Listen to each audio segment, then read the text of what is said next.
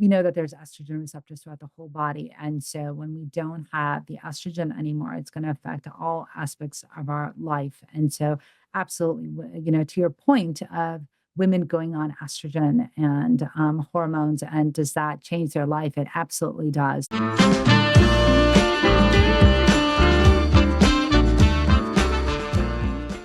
Hello and welcome. Today I have Dr. Sadaf. Dr. Sadaf is a OB-GYN, a sex counselor, a host of the Muslim podcast, and I'm so excited to have her here. I'm going to let her give a little more of her own credentials. Welcome, Dr. Sadaf.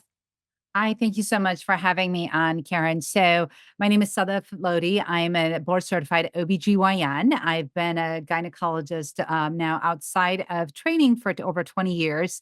And I am a sex counselor as well as a sex educator. I took a course through the University of Michigan for sex counseling and education. And also, I am a sex coach. So I did coaching through Rutgers University, and I am a Menopause Society certified practitioner as well as an Ishwish Fellow. I opened up a concierge practice in Chappaqua, New York, and where I focus on perimenopause, menopause, and sexual health. And I do my sex coaching as well. I love that you've actually gone beyond the medical side of it and really added the coaching part to it, because that is something that's so needed. And I know that your podcast is not really focused on religion, although I did listen to a super interesting episode where you had an entomologist. It was I forget it. Yeah. So Yeah.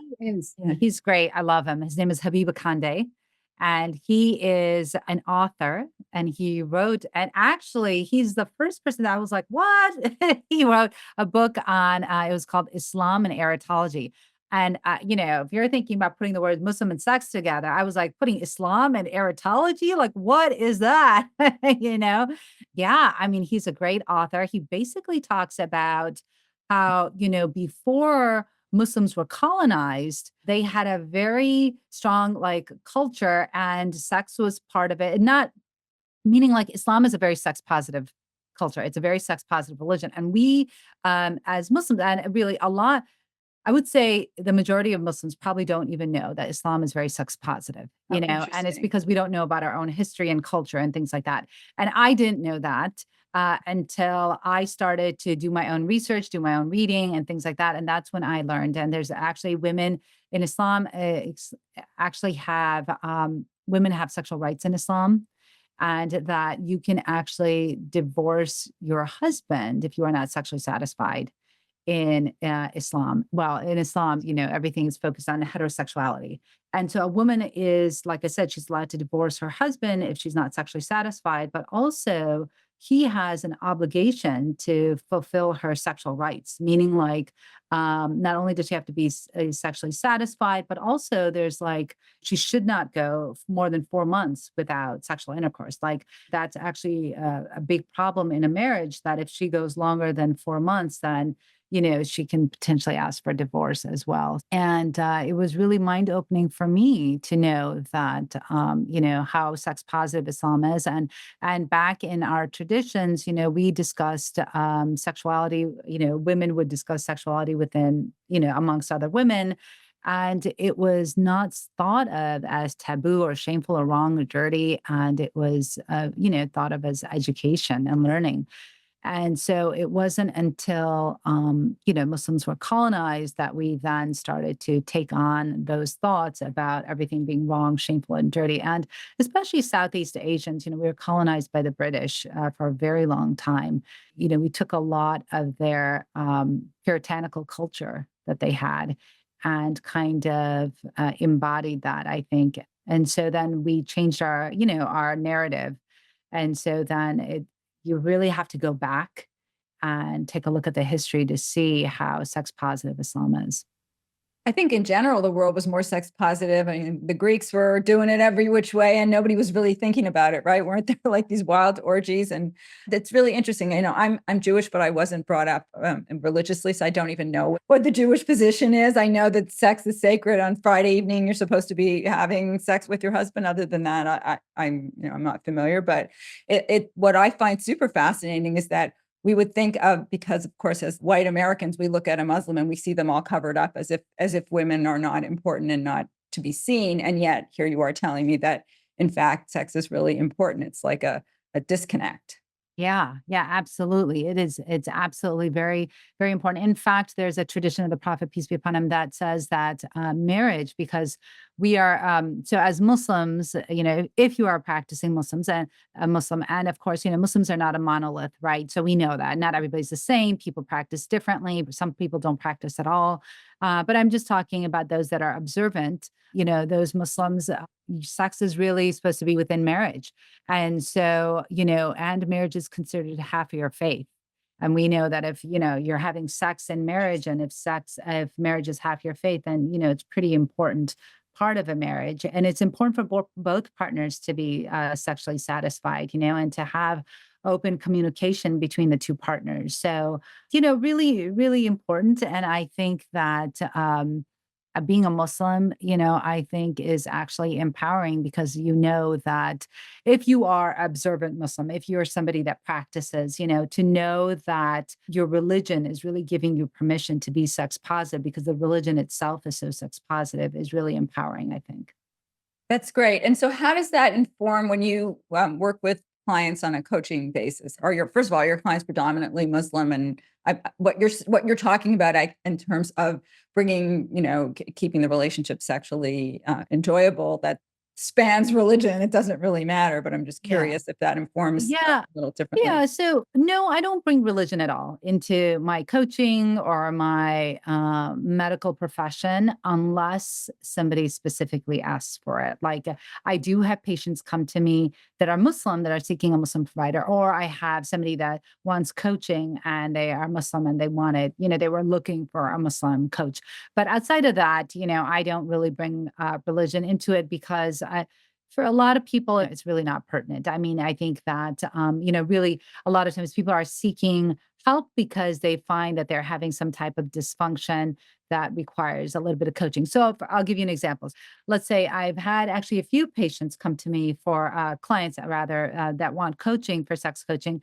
And their main issue has been that they have vaginismus. So we know that vaginismus is a condition where the muscles around the vagina tighten up in anticipation of any type of penetration. So, that basically there's a lot of fear in a person's head that it's going to be painful when they have penetration. So that penetration could come about from, a physical exam. It could be due to a speculum exam. It could be due to, penile vaginal intercourse. It could be due to insertion of a tampon. Any one of those things causes, this fear in this person's head, and they're afraid to have that type of penetration. So for somebody like that, what I would suggest is that is actually the way that they should seek care is really with three different types of people, and if you can get one person that serves two functions, that's fantastic. So I would say, like, that person first and foremost needs to get examined by a medical professional to make sure there's not any type of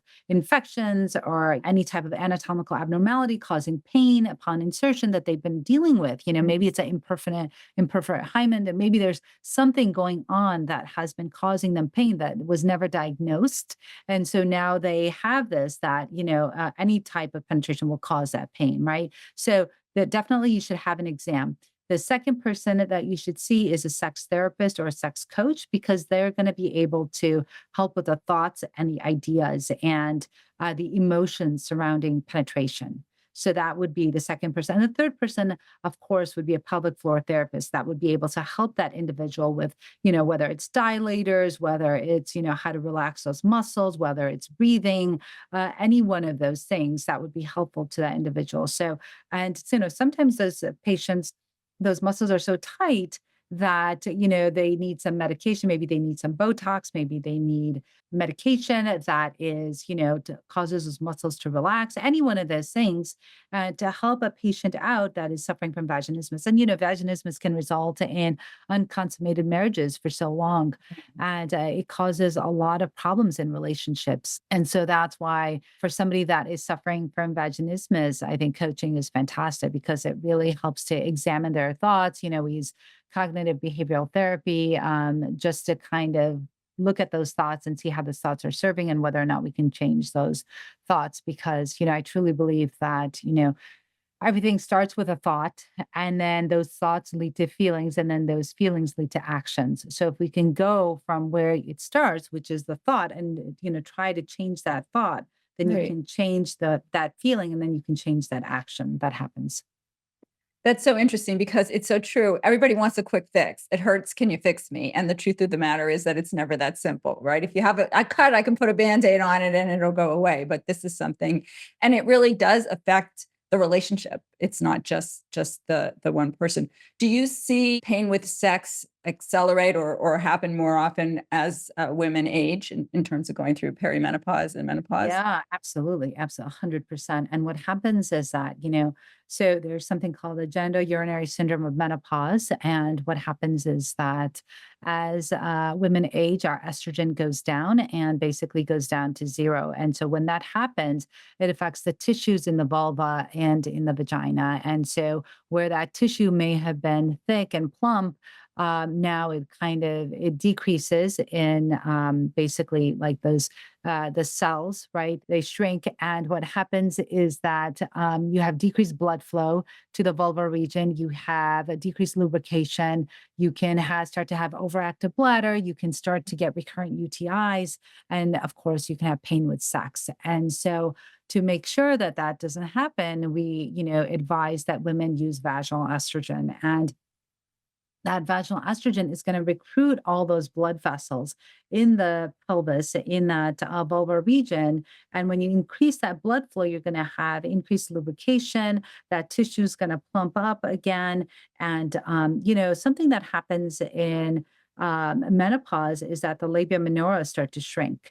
They eventually go away. And so, what's really important is to use that vaginal estrogen on the inside of the vagina, make sure that you rub it in, but also on the outside of the vulva, the labia minora, even to put a little bit on that urethra and on the clitoris, because what you're trying to do is increase that blood flow, and you're trying to keep the anatomy as it is so that it doesn't shrink. What happens also is that as we go into menopause, that urethra starts to get bigger as well, and because that vaginal microbiome changes, you're also at risk for increased bladder infections. And so when that urethra increases, you're at a higher risk of bladder infections. So, really important to make sure that you're using that vaginal estrogen. There are other medications as well that you can use, depending on what's going on. But really, all women should really be using vaginal estrogen unless you have a contraindication. There aren't really very many contraindications. I think the only contraindication that I've ever seen is somebody that had a history of a leiomyosarcoma, which is a cancer of the uterus. And they see, resurgence in the vagina, in the vaginal canal. And so that's why they recommend not to use that estrogen. So for a woman who has not had menopausal symptoms, and we'll talk about systemic HRT in a minute, uh, would you still recommend at a certain point you just start using the topical estrogen regardless as a prophylactically, if you will?